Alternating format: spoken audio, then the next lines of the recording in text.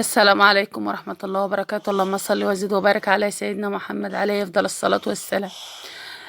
هنعمل مع بعضينا كيكة الشوكولاتة. دلوقتي هنعمل الصوص اللي احنا هنحط منه على الكيكة من فوق بعد ما تستوي.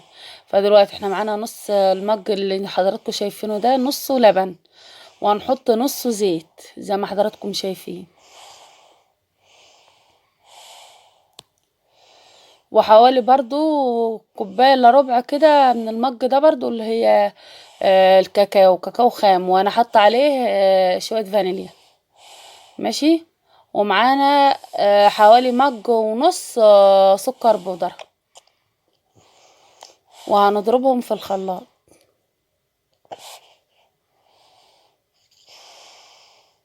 طبعا انا هنا زودت معايا شوية مية علشان خاطر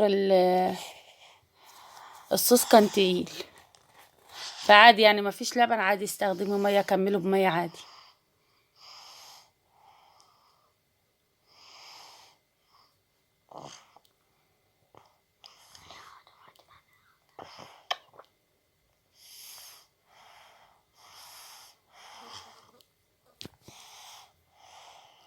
هنا اهو نحط حبة مية قليلين زي ما حضراتكم شايفين كده بس،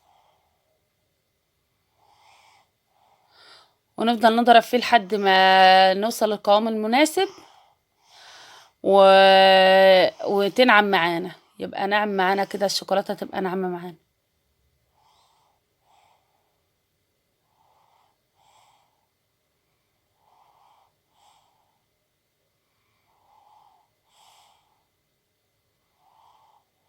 وهنا اهو خلصنا الضرب، وهنا بنحوش جزء عشان نحطه على الكيكة بعد ما تطلع من الفرن وتبرد، والباقي هنكمل بقى عليه، وهنعمل خوايه وهنعمل الكيكة بقى.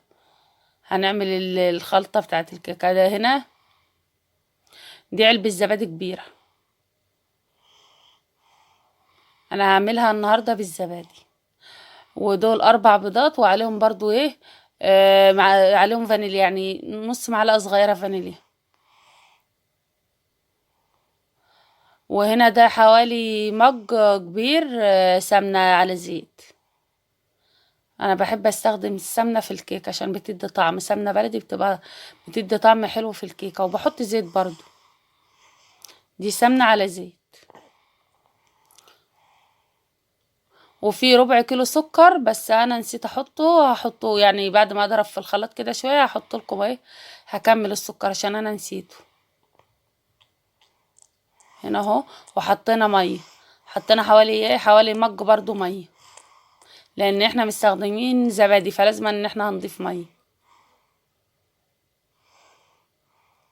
مج كده من اللي حضراتكم شايفينه، اللي احنا عايرنا بيه الميه الزيت واللبن.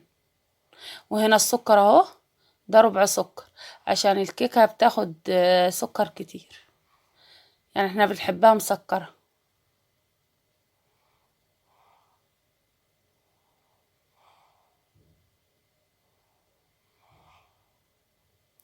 ونضرب لحد ما السكر طبعا يدوب معانا، وفي رشة ملح.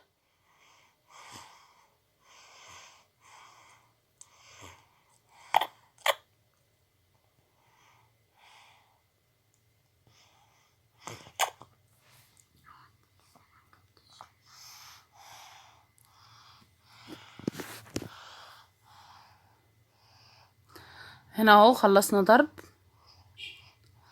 وهنفضيه بقى نضيفه في البولة.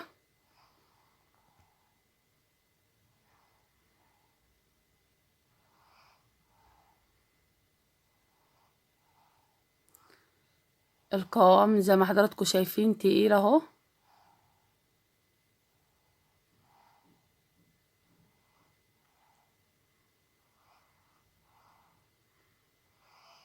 عايزة تاكلي كيكة وتكون طعمها حلو لازم يبقى فيها سمنة، لكن زيت بس لا، ما بيبقاش طعمها زي طبعا ما يكون فيها سمنة. وهنا طبعا هنضيف الدقيق. هي خدت معايا بالظبط 5 مجات من المج اللي حضراتكم شايفين، 5 مجات دقيق.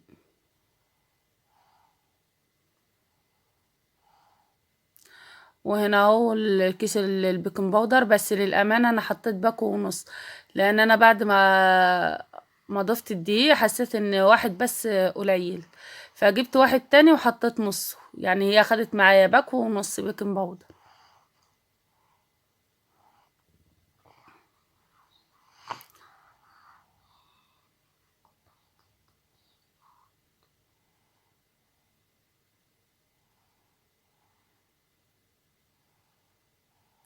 ويا ريت بقى تشجعونا وتشتركوا في القناة وتفعلوا زر الجرس وتشجعونا كده عشان يوصلكوا كل جديد ان شاء الله، ونكبر مع بعضنا ونستمر في القناة.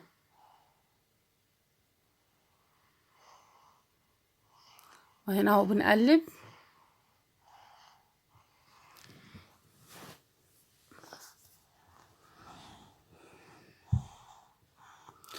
هي الكمية دي عملت معايا صينية كبيرة، وعملت معايا يعني القالب، الصواني اللي هما التلاتة في قلب بعضهم، القوالب دي عملت معايا القالب الكبير والقالب الصغير، وبيبقى طعمها جميل بالسمنة، لما بتكون بالسمنة يعني سمنة على زيت بتكون طعمها تحفة.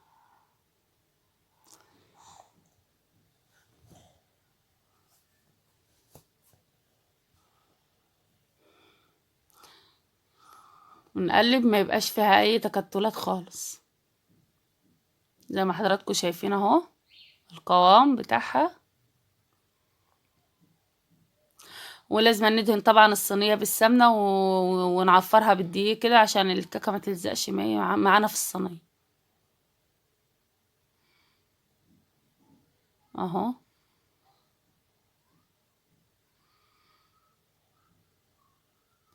الفطار بقى، مع الفطار الصبح تبقى جميلة، الواحد يفطر بيها الصبح كده مع كوباية شاي مع كوباية لبن، بتبقى جميلة.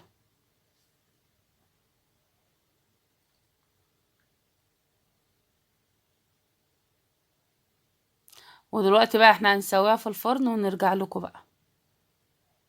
وفي كمية هي فضلت معانا هي تاني، ده اللي هنعمل بقى الصينية الصغيرة.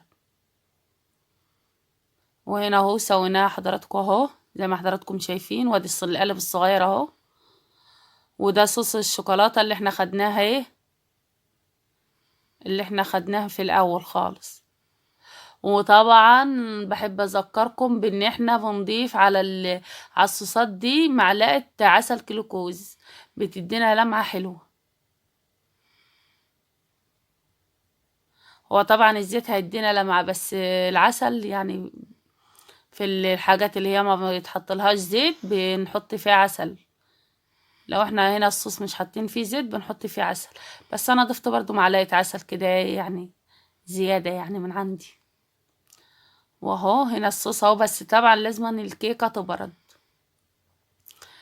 لازم الكيكة تبرد عشان خاطر نحط الصوص كده عليها. وهنا هنقطع قطعة كده مع بعضنا نشوفها من جوه عاملة ازاي. امشي على نفس المقادير دي وعلى نفس الطريقة ان شاء الله هتعجبكم. متنسوش بقى الاشتراك في القناة وتفعيل زر الجرس عشان يوصلكم مني كل جديد. وكل اللي اشترك في القناة يعني شكرا، بصراحة شكرا لكل كل حد اشترك في القناة بتاعتي. يا رب الكيكة تعجبكم اهو زي ما حضراتكم شايفين اهو. انا كمان ما سبتش الجناش ان هو يمسك عليه، انا قطعت بسرعة سايحة اهي، سايحة وجميلة اهي.